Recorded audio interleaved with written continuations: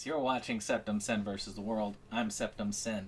So 2024, we're going to be doing a lot more for the site. I'm going to be recording episodes of the channel. It's going to be probably every 2 weeks we're going to have an episode.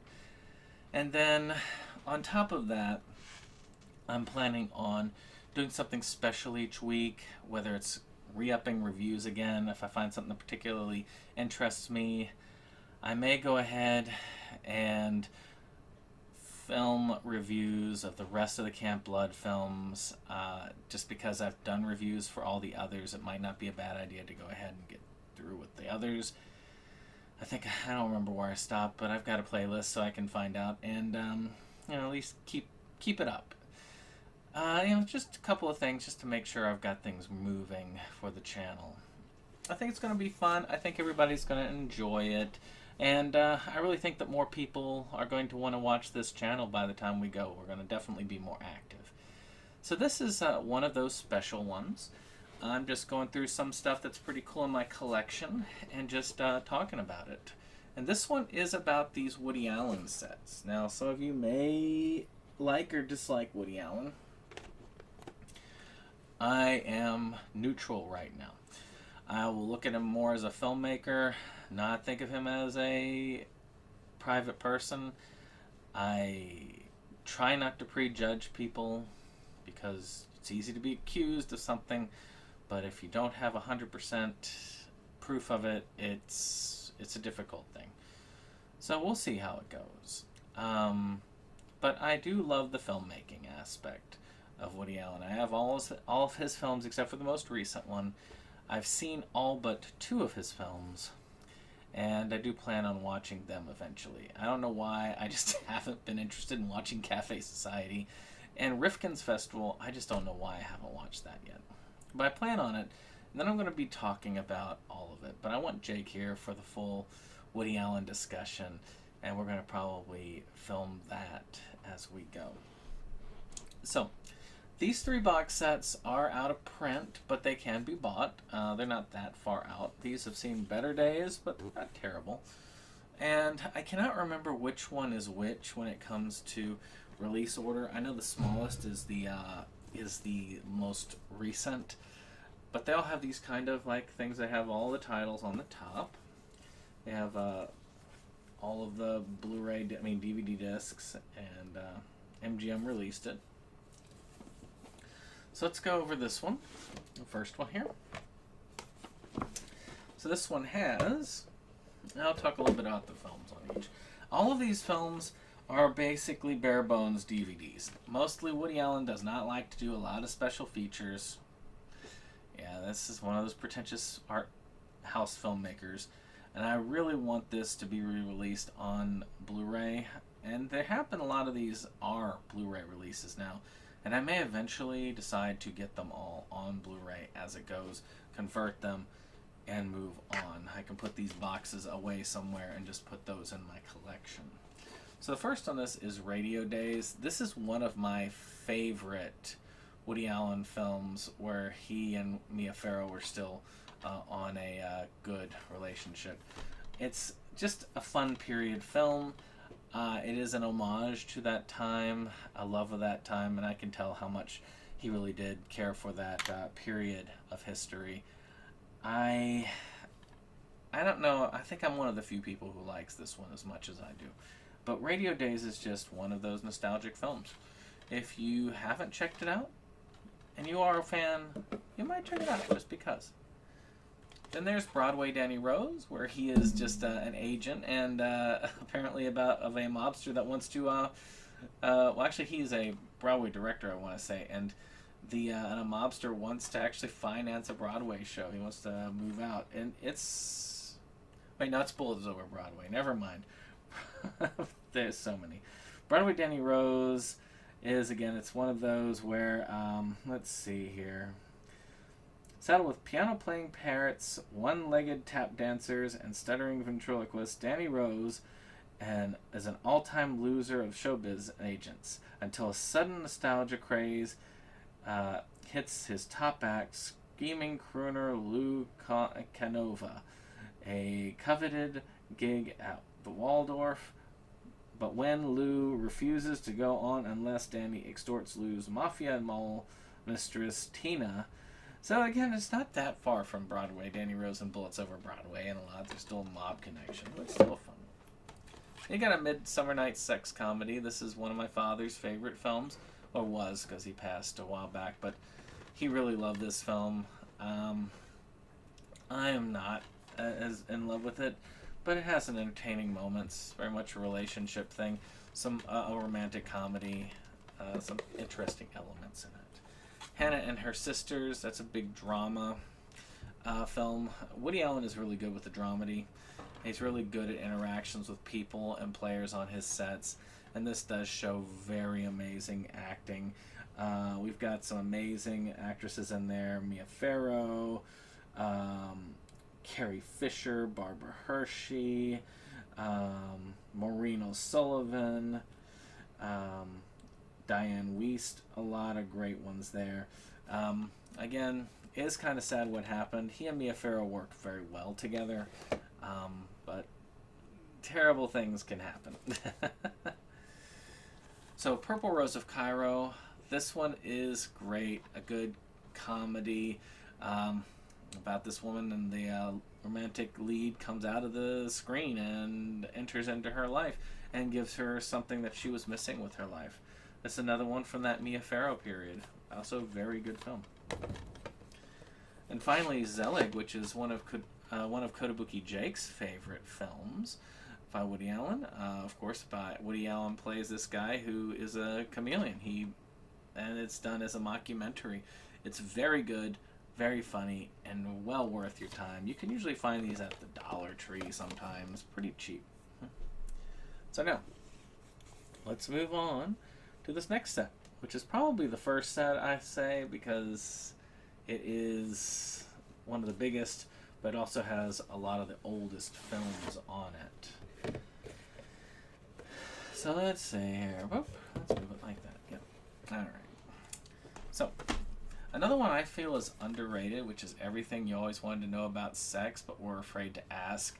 This one has a lot of hilarious little vignettes, including the one about the giant boob that was terrorizing this monster movie, and they use a bra in order to contain it. I love the end. It's like, they always travel in pairs. So it's just great. There's a lot of fun in this. It's a great comedy. It's something really entertaining to watch.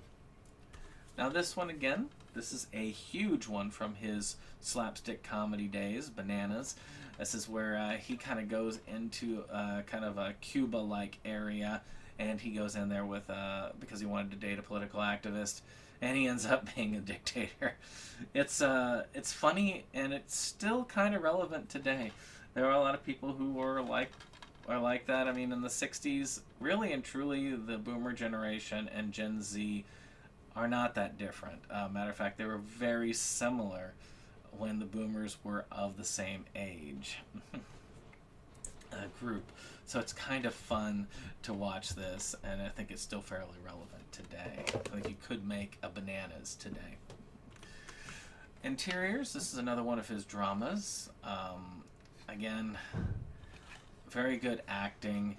Let me see here. This one does have one of his loves, Diane Keaton, and one of the few that has stuck with him for a long time. This is one that's actually a fairly recent one compared to the ones that are on there, but still an amazing film if you like a good drama. Now, one of my favorites in the slapstick era of Woody Allen, Sleeper, where he goes in for like acid reflux or something like that, and ends up being put into a cryo sleep and wakes up in the future. It is a hilarious film. It's still one of my favorites. A lot of the antics of he tries to mix some of the wittiness of the Marx Brothers with a lot of the slapstick of the Chaplin years, and he does a fairly good job of it. I really did love the slapstick elements of Woody's early career.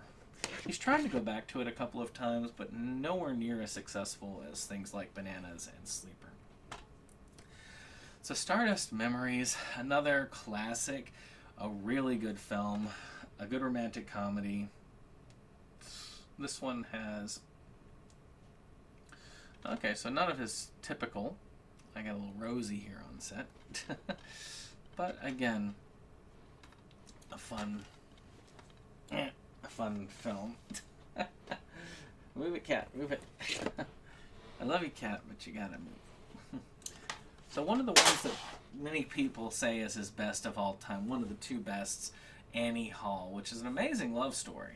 Nevertheless, there are some creepy elements to a lot of his works, but this one holds up fairly decently.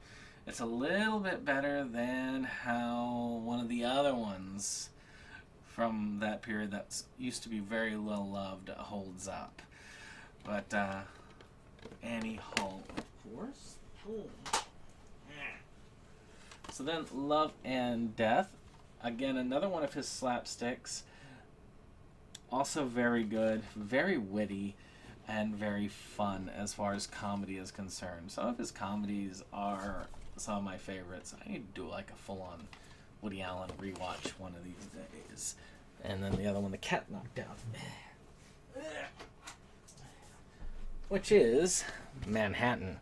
Now this is the one that's kind of problematic, especially with some of the charges that many people allege that he is guilty of. With Diane Keaton, Mariel Hemingway, Meryl Streep, and Anne Byron. I mean, the biggest issue here is that he's kind of dating this teenager, and though I will say that that's not the main thing that he's accused of these days, so it kind of doesn't point to that, but it does point to a very creepy thing that he and most of the others in that time are kind of guilty of. It's sort of like how New York Stories, the Scorsese piece, I think, shows that as well, which is kind of creepy. Directors like to use that power a little to, say, get in with some of the younger teenagers of the time, like the 16, 17-year-olds. So still, yeah. So the last one, this is the newest of the three. I can tell because this box is a little bit flimsier. The other two boxes are more cardboard, but this one's just kind of flimsy. But it is the last of this. So let's go ahead and take a look at it. So Crimes and Misdemeanors, another fun one where they kind of have this little betting thing going. It's a kind of backstabby, very intellectual film. And it does have some funny moments, though it's not my favorite of his by any means. Then September, very fun drama. Probably one of the more interesting ones. Let me see here if this is the one I'm thinking of. Yeah, this is about a woman's recovery. And there's a lot of interesting tales there. Again, excellent acting job from Mia Farrow. Some of her best work in that. Of course, Alice. Let's not forget Alice. Another one of those kind of drama films. This one with Alec Baldwin, of all people. And you got some interesting ones like William Hurt in it. Let me see here. Blythe Danner, Jude Davis. Some very interesting actors and actresses there. Two more. Another Woman. Again, excellent film. Great dramedy, romance, and relationship work here. Again, a hard one. Another Mia Farrow one. Again, harder to watch when it comes to these dramas. I wasn't a huge fan of them at first, but I know how well it's done. So, another one here, and I'm kind of glad Crimes and Misdemeanors and this one are in it because it kind of lightens up some of the really heavy drama that we have in that. But that's Shadows and Fog. Ooh, I think I like... Let me see. There it goes. So Shadows and Fog is a very entertaining comedy about, again, they're on the street, there's a killer about, and Woody Allen's kind of trapped out there with it. There's some romance plots, various things going on in the background. This one is probably right there. I always pair this one with Purple Rose of Cairo. I don't know why, but again, so be it. So as you can see again, look at that. This one's the cheapest of the three. I think both monetarily and how they made it. But that's a piece of my collection. I just wanted to share with you. If you like this, hit that like button, hit that subscribe. If you're a Woody Allen fan, what film do you like? If you were until recently, what films did you like? What films held up and what films don't hold up these days? I think the most recent film to hold up pretty well is Midnight in Paris. Most people love that one. But there's some fun ones in there. I mean, Vicky Cristina Barcelona, for instance, very much underrated.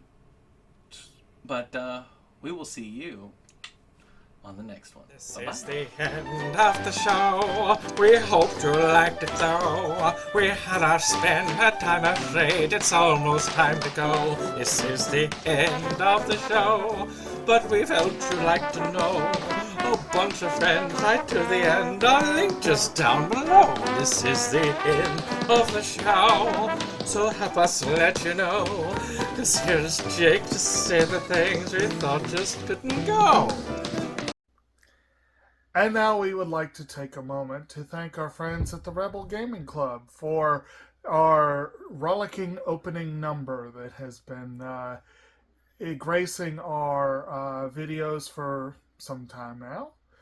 And we want to thank all our friends who come out for various projects and what have you.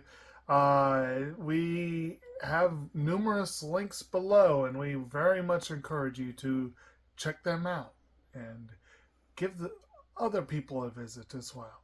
Hello, my friends! Hey! Eddie, you're in too! Pour yourself a drink! This is the end of the show. We've just one more note. I hope you'll stay and have a say, and then we'll let you go. This is the end of the show. The shout-out's next, you know. So let's wrap and then relax. So now, on with the show.